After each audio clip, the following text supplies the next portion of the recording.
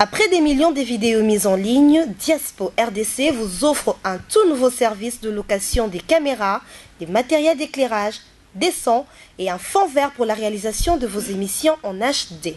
Mais aussi la couverture de vos mariages, la réalisation de vos séries télévisées, vos clips et toutes sortes des émissions et reportages.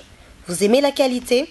Contactez Diaspo RDC au plus 243 81 40 47 978. Je répète, plus 243 81 40 47 978. Diaspo RDC, ensemble de communautés congolaises dispersées à travers le monde.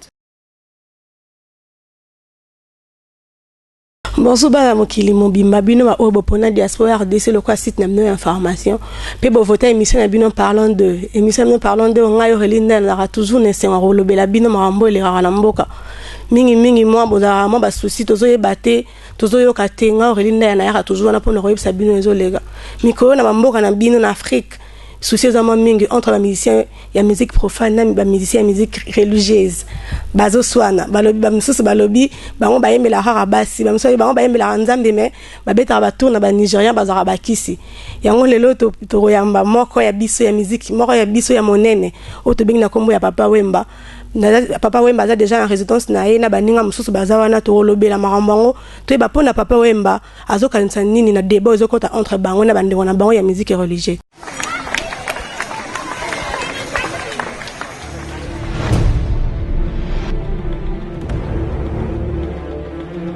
Bienvenue.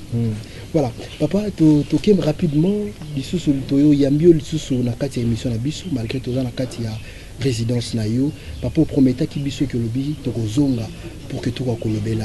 Pourquoi musique chrétienne? Pourquoi musique profane? Est-ce qu'il y a la musique chrétienne? Est-ce qu'il y a la musique profane? Le tout en un, c'est de la musique. Bien sûr, bon, bah ko catégoriser en il y a on a posé ko continue shop pour osomba iloko.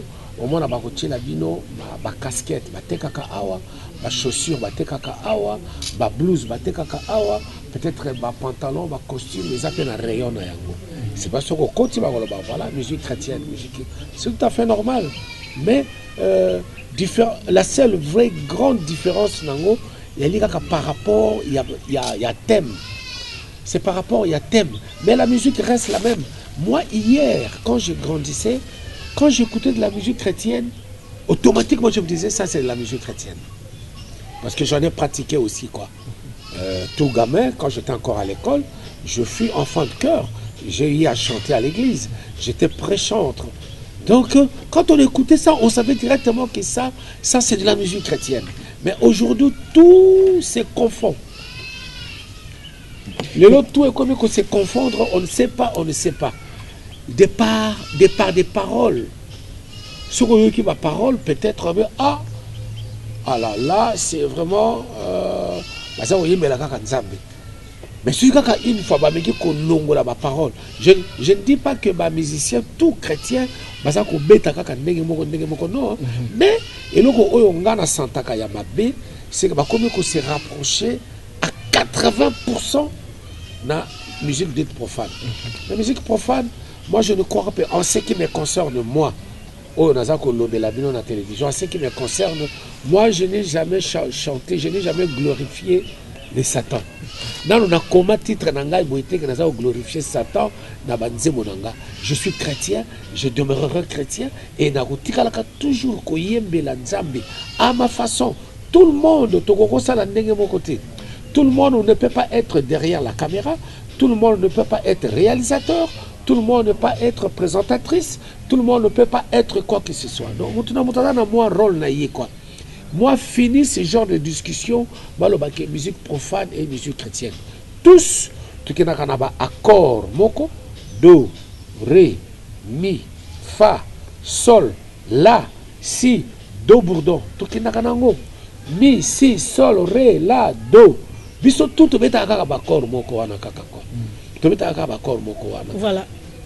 Voilà, Papa Wemba na ebité na yoki okoloba différence penezate parce que bon ça la presque musique manquant mais musique dite chrétienne et ça musique o et kumisa nzambe tandis que bino beaucoup misaka mingi nde basi boyembelaka basi boyembelaka ba prêtre. Dieu nous a recommandé quoi? Mais musique chrétienne et kumisa Dieu nous a recommandé quoi? Nzambe a recommandé ki biso nini? Pourquoi Dieu tango asali mobali tango ngo sala mwasi alalisi mobali pongi makambo oyo nzamba solola ki na mwasi bisoto éviter. C'est pourquoi nous sommes chaque fois un peu traumatisés comme ça quand on rencontre une belle femme, quand on rencontre être moko opposé na yo.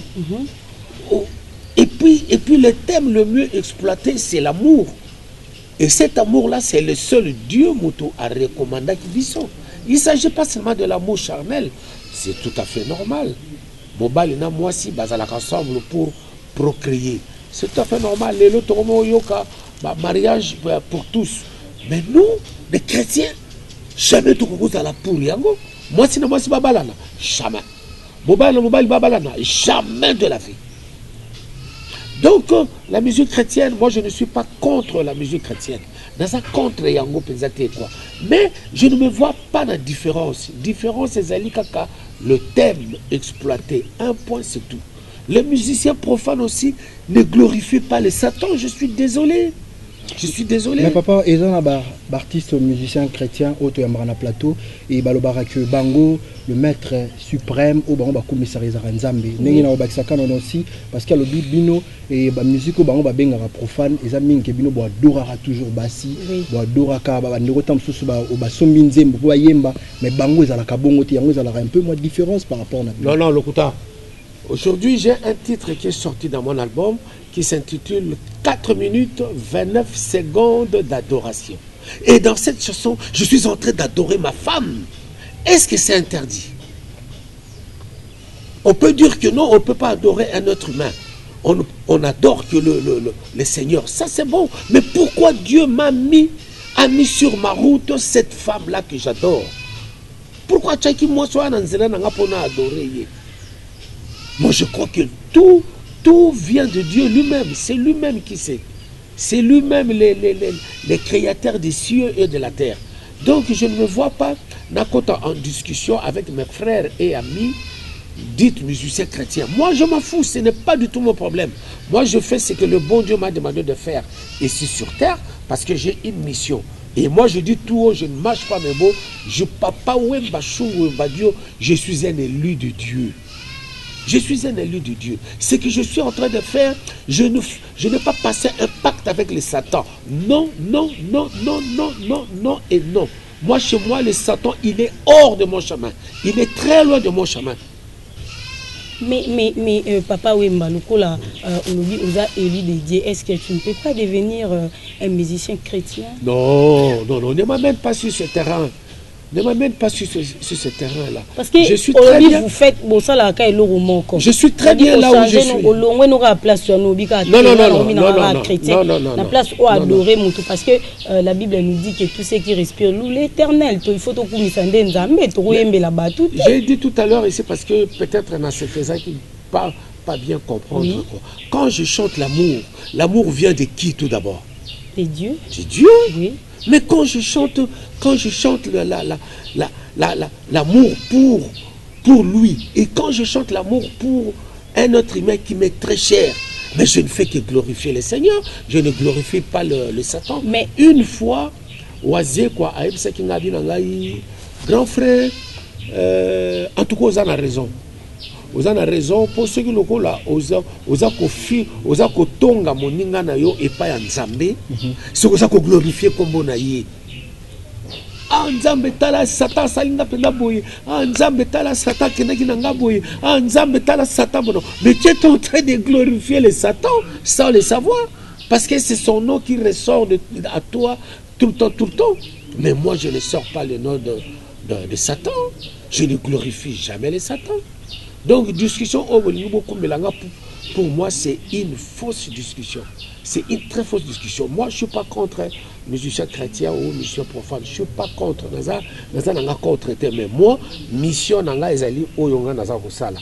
n'a jamais koyembe la Satan, parce que le Satan, je sais, c'est lui qui règne en maître ici sur terre, parce qu'il a été précipité. Oui. Il a été précipité, c'est lui qui règne là. Mais n'a jamais passé pacte na Satan. Na yebi angote, na utika la pie kusala ya ngote. Voilà, papa, on promettait qu'il biso aussi, sur la raison et sous moi si mamouké, qu'on expliquait biso pourquoi les lobos qui niwana et komaki. Pourquoi musique chrétienne, pourquoi musique profane? Les lobos qui hier, moi j'ai dit tout à l'heure ici que quand je grandissais, j'étais prêchante, je chantais à l'église. Oui. Et l'air tout ça qu'on y a à l'église, tu te sens emporté et tu sens que façon vraiment tu loues l'Éternel. Oui. Et dans l'église même quoi. Mais aujourd'hui, faites comme moi, allez-y dans une église de réveil. Essayez d'observer tout ce qui se passe en Ngaï en tant que Nazananga contre l'église de réveil pour ne pas que Batubaya tourner Malobananga. Oui. Mais moi, quand je rentre dans l'église, situation Ngamoko à mon fort intérieur, je sens que je rentre dans la maison de Dieu. Et que loko moko o susu et ko kotsanga na distraction exalité. Je n'ai pas moi envie de regarder les fesses des femmes qui sont devant moi. Je n'ai pas envie moi de regarder quoi que ce soit. Je me concentre na ndenge le prêtre Azali Kousala au Melinaye. Mais dans l'église réveil, j'ai fait cette expérience moi-même. Bon, ma foi, il y a déjà les tenues ne sont pas appropriées. Tenues alliées à propriété. Le comportement même de celui-là qui est en train, Yako Kumbabino, son comportement déjà, il se prend déjà au-dessus de tout. Et ma foi, au sortir de là, je ne sais pas, ce qui Bandimi Obayaka va arrêter au moins quelque chose. Parce que devant eux, c'est le spectacle qui se passe. C'est tout un spectacle qui se passe. Et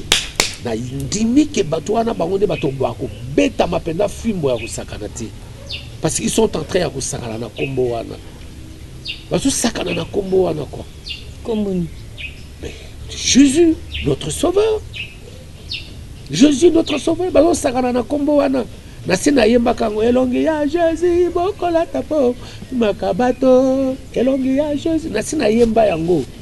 Je ne peux pas dire que je suis un prophète, mais et la Bible même nous enseigne lobby bokomona combien de bateaux oyo bakoya na kombo nanga. Est-ce que bango tout wana bakoya na kombo nanga na sembo na dimité. Mingi bakoya pona ko remplir ba poche na bango. On voit maintenant, ils roulent carrosse aujourd'hui. Ils ont des belles baraques. Et c'est tous les jours que c'est des paniers d'argent qui se remplissent. Pour eux.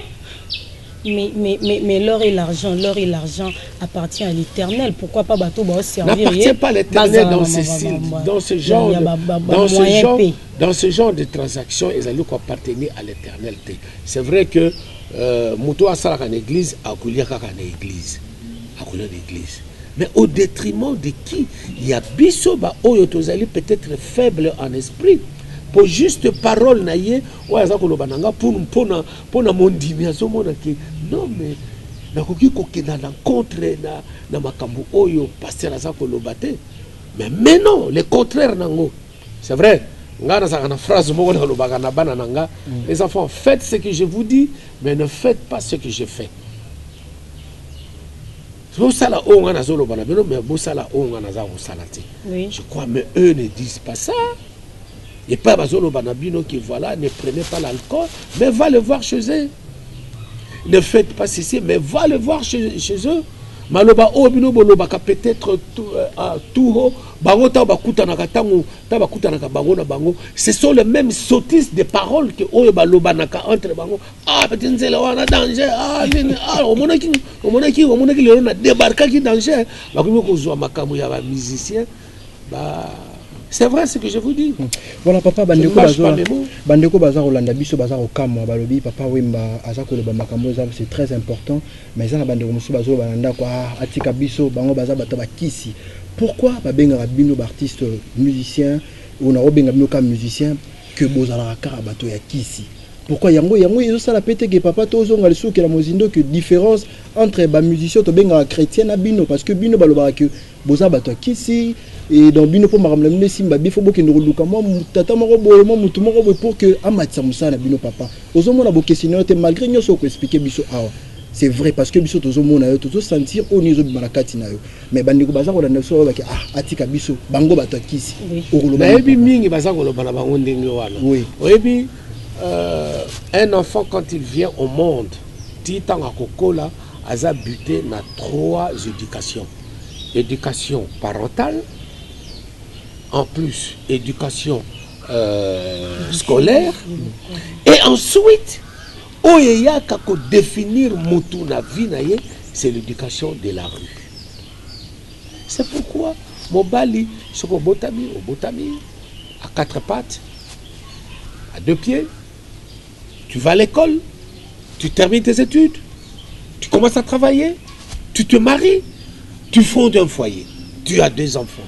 C'est là oyo okomi lo bake voilà, na remplir presque makamutu oyo muta koki ko remplir. Mais il y en a d'autres parce que aza komona ki yo za na succès ya makasi. Il croit que yo succès na yo ça t'est tombé du ciel. Or que tu as travaillé. Alors, il est malin à malin demi accueillir que luka moi banzela na yemoko mususu pour que là ça dépend, il y a éducation, il y a mutu na mutu. Moi je ne peux pas aller à l'encontre de ça quoi. Mutu na mutu azana façon o azali ko conduire vie na ye. Je ne dis pas que dans chaque milieu ba pratique wana ya ba kisi ezali. Même chez les pasteurs. Pourquoi ils y vont au Nigeria? Pourquoi bakenaka Lagos? Un être humain, moi je ne pense pas que directement au télémili moussa moutepé moutakoui. Quelle puissance tu as toi? Quelle puissance tu as? Ce qui est sa puissance maléfique. Est-ce que Dieu a permis à ça? Que pasteur oye au semi mutu directement mutu wana kwe et que you pasteur komi ko lobela mutu komi ko biko la batu. Est-ce que ça s'est fait, ça s'est dit? Mais Bible lobi na biso bo ça la miracle ko leka oye soit ça là. Non. Personne ne peut faire du miracle ko leka nzambe oya sali. Maintenant yo sala miracle ko la yo zo soutenir bango. Sala lokola ne tamola na mai. Tamola lokola mai leka kene braza na makolo. Leka lokola mai pour yo zo soutenir bango. Même pas voilà. Voilà. Ngala journaliste na rosa jamais na participer dans voilà non parce que yo lobi que au milieu du village. Voilà, papa. Oui, c'est la Bible. La Bible est lobby yango ke. Ça miracle koleka o yeso salaki. Parce que au lobby différence exacte binos bosala rara do ré mi. Différence ezara na baptême. Maintenant la place de Dieu na musique na bino ezawa. Dieu occupe une grande place. Je ne sais pas si je me fais comprendre. Na éviter ceux qui n'ont koloba. Tozo comprendre oui. La place du Dieu ezali place moko bien garni parce que c'est lui le créateur du ciel et de la terre. Place naie mutumoko yoko ya kolongolango ezalité. Dans votre musique dans ma musique, moi je ne mets pas dans l'ensemble. Awa boyoko tuna papa wemba chou wemba Dieu. Ngana zongo lo bapona nga. Pona ngai la place du Dieu ezali place moko ya munene azana place naie o ezalaka toujours. Je me suis permis même ya koloba yango le na télévision, je suis son élu. Dona koko longola yete. Na place na second rang. Je suis désolé, non. Voilà papa Wemba bandeko baza kolanda biso bazo vraiment leçon par rapport à makambo to prometa ki bango. Mais papa to se rappeler so moki etant obimara na prison au sara nzembo moko boye okomisa ki vraiment nzambe. Mais par rapport Yahweh lelo na ye kobeta na ndako na yo fungola ngana kota ye pona salela yo. Tala ete maloba na yo ekoma ndoto ya la vie nanga elongola londende oyo ezipi yango opesaka satupalo mosala ya kosunga les âmes perdues nga na kosangisa bato na loyembo utanga na botama nanuko na mona te oyenge bene akelela.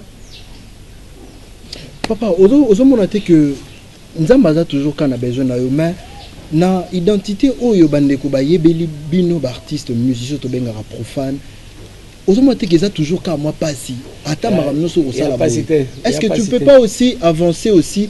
Il y a aussi un artiste musicien ou un chrétien comme un peu. Nga. Oui. Papa, osa papa. Nga. Nasi na yemba na artiste chrétien. Na yemba na bango. Si frère Mbuta to yemba na ye. Nasi na reprenant. Prophète Nehema. Oui. Prophète Nehema na yemba na ye. Debaba El Shabab na yemba na ye. Bangonde batu bazana difficulté ya koya vers biso. Ils ont une grande difficulté ya koya. Difficulté en Wezani. Je sais pas, ils se prennent un peu bazana complexe. Ils souffrent de ces complexes là quoi. Que bango bazali alléluia amen. Ils se croient mais bato ba ozofu maka ces bango. Mais papa au reproche à bango na nini? Oui. Nga zana nga ko reprocher bango te pour na zana problème na bango. Bango nde batu baya na problème na biso. Biso to bandi musique, moi ça fait 45 ans que je suis naza chanteur. Bango baye à peine il y a 15-20 ans. Mais c'est eux qui sont venus avec notre discours. Bango nde batu baya na discours moko mususu. Hier nous on n'avait pas ce discours. Bah musiciens chrétiens ils étaient là présents. Mais tout ça il y a un discours moko ya mabe contre Bangote et jusque là dans notre salle appel discours moko ya mabete avec des musiciens chrétiens bangonde batu bazana discours ya mabe envers biso ils interdisent naba chrétiens o ya bango de ne pas écouter cette musique là mais or nous qu'est-ce que ça nous fait, qu'est-ce que ça nous amène? Moi je peux écouter toutes les musiques chrétiennes. Moi ça me egosalanga ma bé mon côté. Ma femme elle est chrétienne d'une façon à qu'elle n'avait pas à maman langue. Mais c'est pas pour autant que je l'ai pas mariée dans l'église catholique. Mais pourtant qu'elle n'avait pas maman langue. Elle a suivi son mari. Papa, je respecte. Pourquoi toujours babongo? Parce que tout le monde qui aussi ne connaît bino dakumuda. Et tout ça qui au pays bande qu'on a sur confrère bazako aussi temps royambaye et aloba qui que et baba ça peut kuna donc bazako banga parce que qui c'est les qui troyango toujours songelango à tout moment parce que bazalaki aussi moka bandeko oyo bazalaki pe na ngamo na bino mais a commis sikoyo ko sambela commis sikoyo musicien chrétien papa yo sikoyo makambo sozo loba oyo bandeko bazako landa biso bazo croire nango mais tant bandeko na bino bazo ya kuna bazo longa ngam na bino bazo ya boye bazo ba ke kuna ils a vraiment danger papa nzela mokuse est-ce que ngada kumuda nganani papa wema mais oyo dakumuda lobby je respecte ils ont lié c'est tout à fait normal c'est sa mission c'est sa vision c'est sa démarche c'est son objectif. Son objectif, il y a Christian, ce n'est pas le mien. Non, moi je suis quelqu'un d'autre.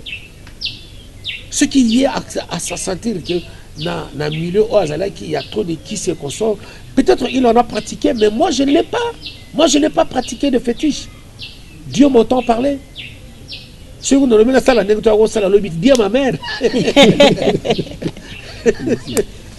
Voilà papa to ko ba relation ni nous ala nango na ba musicien chrétien bazana bango ba endeli na ngate na zan kuru ya ka nazana ngai nazana zene ni na bango ti voilà bobenga na ka bosolo la nazana tina ko benga pété nazana tina ko benga te po to kuta na kate to mela kesika moko te to solo la kate mais so to kutani je respecte.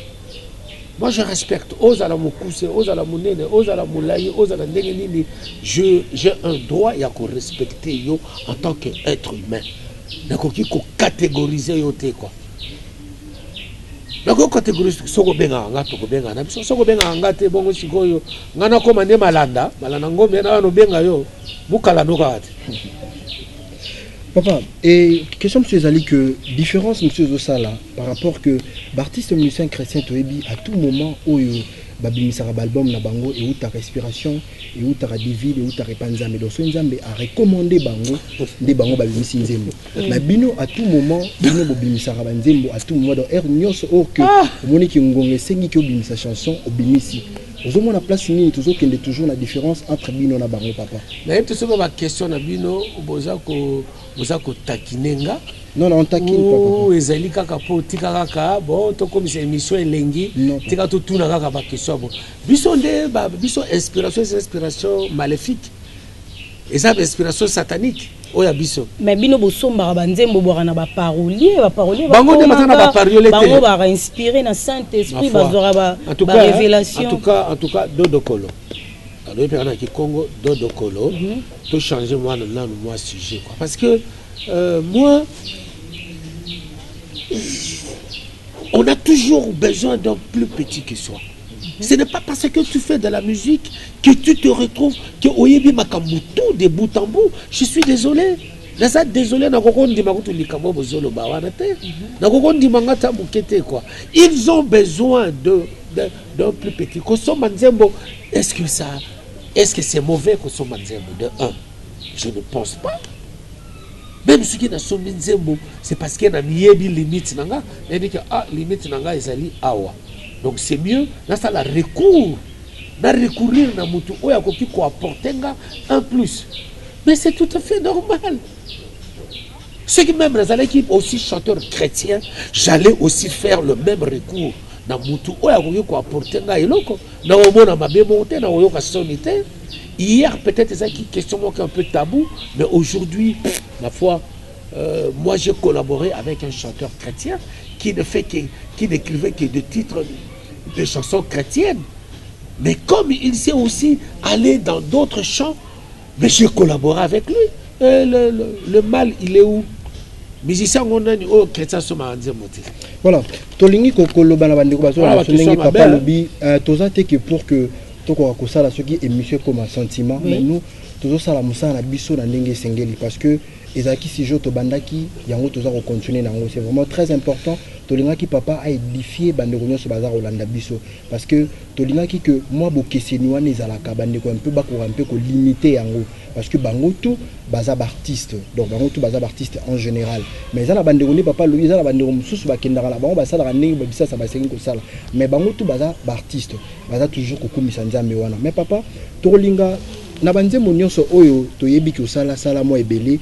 Et pourquoi pas aussi que ça l'album moko boye nyonso ibandelti na suka ozo glorifier kaka kombo ya nzambe malgré expliquer biso que lobi ko kumisa aussi mutu ezapeka ozo kumisa nzambe mais ko glorifier kaka kombo ya nzambe ko yembela kaka nzambe wana papa ozo mona tiki ko édifier aussi bandeko nyonso bazolanda biso na poko lelo que papa makamba lobaki yango pe toza ko mona preuve na banzembo nyonso oye azo sala surtout par obimisa quand autant il y a comme Nzembe à n'importe quel endroit où Bozali, c'est que lui a commis déjà omniprésent na binoko. Asi a commis wana quoi. Tant que déjà au société kaka kombo na yé. Mais quand je chante ma femme, quand je chante mon amour et que nati komo ya Nzambe, mais il est là, il observe et il vous assiste aussi. Et il vous assiste. Ce qui le leur aux que bon voilà tout un album. Mais je ne veux pas m'écarter de la réalité où ils allaient nanga. Donc s'écarter de la réalité où on a. C'est notre donc fausser sur toute la ligne. Chacun de nous a une mission ici sur terre. Ceux qui ont une mission dans les qui ndenge wana. Paul a une mission na yé. Paul a une mission na yé quoi. Jusqu'à ce que c'est lui qui a prononcé pour la première fois la maison de Dieu. Donc chacun y a un apôtre qui a une mission. Je peux aussi vous amener très loin de savoir que nous avons 72 anges qui nous assistent. Chaque ange a une mission.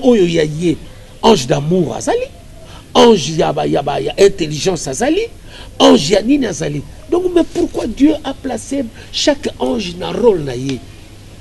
Mais moi j'ai mon rôle. Yo a un rôle na yo. Elle aussi, elle a son rôle. Donc quand je cite le nom de Dieu, excusez-moi, mais Dieu m'assiste, c'est Dieu-là que je prie, m'assiste, même si je chante l'amour.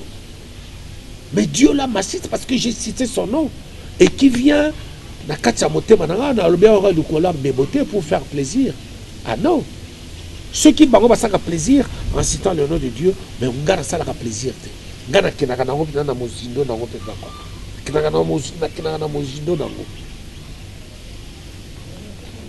Voilà, na mozindo, est-ce que, papa, pour ça, n'est Gaël Alobaki, album, du début à la fin, puis titre, nango, et le bipena gloire à Dieu, Jésus est là, par rapport à ba titre, ndo Lobaki, tu pena Jésus est là, album, Jésus est là, papa Emba, a Embi, Jésus est là. Bon, et là, ce qu'on a aussi la produire album, Jésus est là. Produire en gros. Bon, il y a producteur à produire album en gros. Non, parce que ça quoi insister, on a expliqué que atana yembi maître d'école. Atana yembi ndenge na chika kama atana ndenge na chaki notre père. Mais ce que qui banze monanga presque tout oyoka ke kombo ya Nzambe eza toujours kozonga. D'une façon ou d'une autre. La Bible même elle-même nous enseigne que Dieu nous parle d'une façon ou d'une autre. Même la nature que nous voyons là, nature aussi nous parle. La nature nous parle aussi. Mais pourquoi dois-je na baby samutu na ngai tout ça quoi. Je suis pas un enfant de Satan. Satan quoi. Je vous ai parlé de mon épouse ici là. Pourquoi mon épouse a accepté que je la mette dans l'église catholique et me marie avec elle là-bas? Voilà, faut la rappeler démarche à Mutuna Mutu, hein? Faut la démarche à Mutuna Mutu. Voilà, papa, tout le monde a qui aussi bah image moko bah neko ba osona biso tant aux oloba au Kenya qui aussi na Vatican comme on a aussi na pape oyo bazali moko ya ba responsable ya ba église catholique. Papa, message nini oyo ezaki kuna tango mona na ki na pape parce que za na bande ko mingi ya Kinshasa ya Brazzaville balobai ke même si balobai ke akiro luka bato wana Gaël bala ba kiss oui papa. Moi na ozonga na osu je suis un élu de Dieu. Nga talaka nga ndenge nazali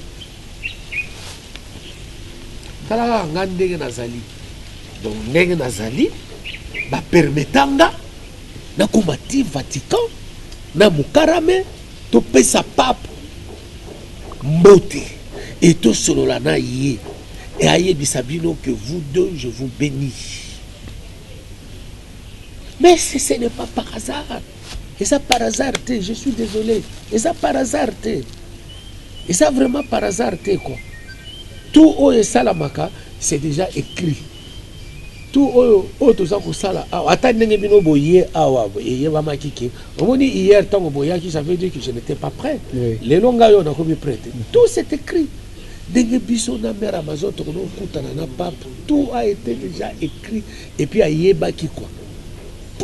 Pourquoi il me permet tout ça, ce bon Dieu-là? Et je n'étais pas arrêté là. Je suis allé encore une seconde fois au Vatican. On m'a amené jusqu'à l'endroit où le pape fait sa petite promenade dans l'après-midi. Et le pape ne m'a pas laissé là. Il m'a mis dans sa délégation au Kenaïti, à Benin. Mais pourquoi moi? Bakoro Zouapé, éminence Moko Awa, Bakoro Zouapé, prophète Moko Awa, Bakoro Zouapé, pasteur moko awa bakokuzo mais bazuka kanga pourquoi? Papa, maintenant explique-nous un peu parce que bandeko baza Rolanda biso bazo comprendre makamni to solo bela na pourquoi lelo. Maintenant na makamni soto yoki otalisi biso ofongoli biso par rapport ya musique lelo ndenge za ko évoluer. Donc ngala ko yebisa la bandeko baza Rolanda biso bango nyonso baza ko sala ka musique. Mais babo questionno bino bozalaki nango eza autant mususu bino bozalaki nango te parce que papa talisi biso yango et bango tout ba la musique mais za na mo bo questionno mususu bandeko mususu basalaka o esengelaka te que eko différencier bango ba musicien chrétien ba musicien ne to benga profane tout le monde bango so baza ba musicien papa tolandi o nyonso otalisi biso awa maintenant yebisa biso na makambo nyonso toza komona ya yo otolana tamsu na bilili tamsu papa kendaki boy asala ki boy. Comment maintenant autant molara pour que okokoma na makambo nyonso oza kosala na vie artistique na yo? Et là au kaka moko onga na yebi vraiment na kendaka gauche droite te. Ndenge botangela nga tamuso zo ba mise bino ba mise pro zo ka kisi na sala na nga démarche ko zo kisi te. Soko ke na quartier onga na kola ki na rankin oyo kuma lolo matongé. Ils vous diront mais non mais cet enfant nous on savait déjà qu'il allait arriver où et pas à commis les lots. J'ai grandi comme ça dans la simplicité totale parce que ma mère voulait ça. Et mon père aussi, il voulait ça, quoi. Vraiment, na koli nanga na moi simplicité wana. Et moi-même, je me savais au fond de moi, parce qu'avant, n'embrassais que football. Je n'étais pas pratiquant, on a dit qu'on bête à football, mais on a dit qu'on éduquait Banamike à l'âge de 16 ans déjà. À l'âge de 16 ans, je regroupais des jeunes dans mon quartier, je leur enseignais le football, le ballon rond. Nazaki coach, déjà à l'âge de 16 ans. Et l'équipe Saint-Éloi Lupopo allait me prendre comme entraîneur. À cet âge-là déjà. Mais tellement que la musique était trop forte. Et pas d'anga, bon, j'ai laissé tomber le football. La musique, quoi. La musique, na salaka yango avec le cœur. La salaka musique nango avec tout mon corps. Il y a deux endroits où yo na sepelaka na ndenge moko akosala te. Talanga kaka na scène. Atanega boye bino me balé boko Gaël na Nancy. Na Nancy. Atrosobo tuninga papa ça il son concert. Beta bena donc na kangi bana lupo. Ça se kotanga boulot na ngai quoi. Même si vous avez 1 millier de personnes na ko matandenge na matai kaka devant ya bino mi balé wana. Donc la salle a jeté. La salle a peine jeté quoi. Voilà, Gaël, je crois que tu as commis déjà pratiquement dans Souka. Naina tout na papa question moko ya Souka. Le papa soit à cause c'est ça. Ban nzambe nyonso ba Holanda biso papa lobi ndeto yaki biso mbalenga na Gaël, so itobi papa yemba arobeta beta on pena arobeta na ndenga jeté. Papa so yemba te o c'est ça bato ba Holanda tanzembo na yo te. Nzembo ya bato ngambo wana mususu yembe ata moko kaka po ba comprendre yo na bango a problème ezaka te po bi problème ezate na bango le kaka ngala bango problème ezate mais na yemba te. Voilà, on va les aller ambiance et émission. Donc, Aroye Manegara, Tito Kawata, son gamin, papa, tu commis na Souka, parce que Isaki Makambo, Isaki vraiment très important, c'est un qui bande pour la biso à Kinshasa, et à Brazzaville, puis bako ko retenir, bako ko yeba par rapport à sujet na biso. Papa, message ni au Sengeli koza nango, na poko lelo autant sous tout nioté, ou que érotika la bande ko balandi sur na poko lelo bako retenir ah papa na Souka alobaki boye par rapport à bandeko batunaki motuna na te caméra yango wana papa olo bala bandeko bazola na biso sikoyo. Objectif premier oyo bino boyaki nango awa, pourquoi la musique profane, pourquoi la musique chrétienne? J'ai répondu que le tout en un est la musique. Et là ils ont changé biso peut-être les ali baptême. Pour biso tout guitare wana ya 6 cordes des ali na mi, si, sol, ré, la, mi bourdon.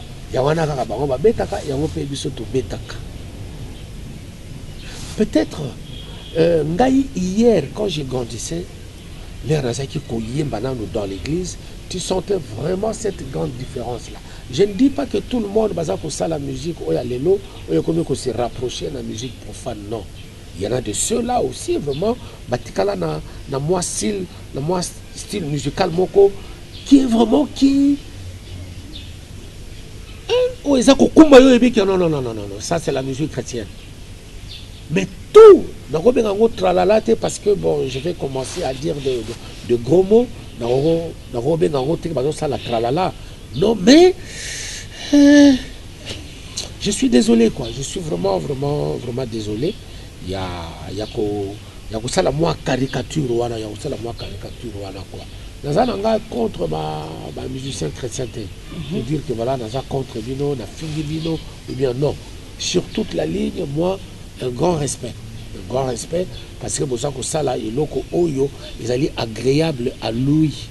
Et puis Oyo, nous ils allaient coédifier Bisso, juste une parole, juste une phrase. Ils allaient peut-être coédifier Bisso, quoi. Mais ne faites pas cette différence-là.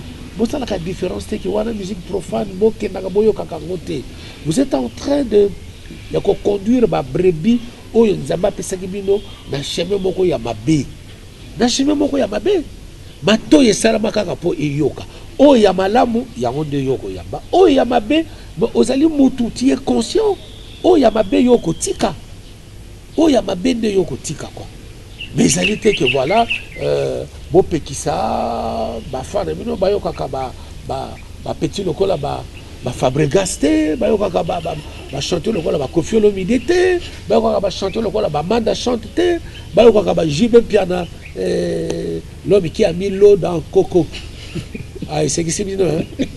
Et Sexibino, c'est Sexibino. Là, le roi de la forêt. Ah, moi, c'est qui, hein? Pour Salibino. Légué. Nani alobaka. Fere Nenga alobaka.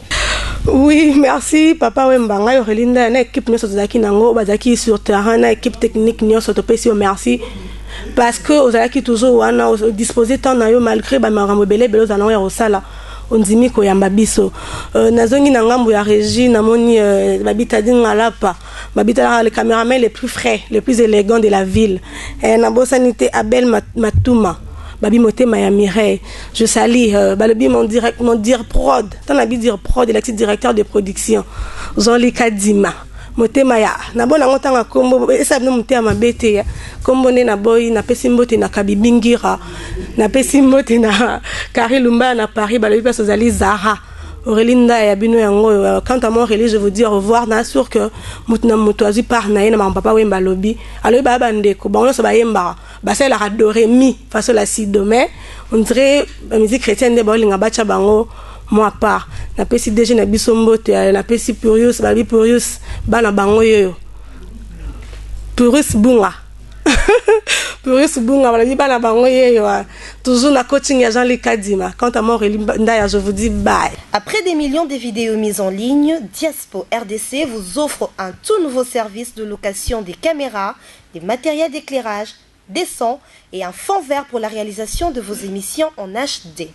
Mais aussi la couverture de vos mariages, la réalisation de vos séries télévisées, vos clips et toutes sortes d'émissions et reportages. Vous aimez la qualité ?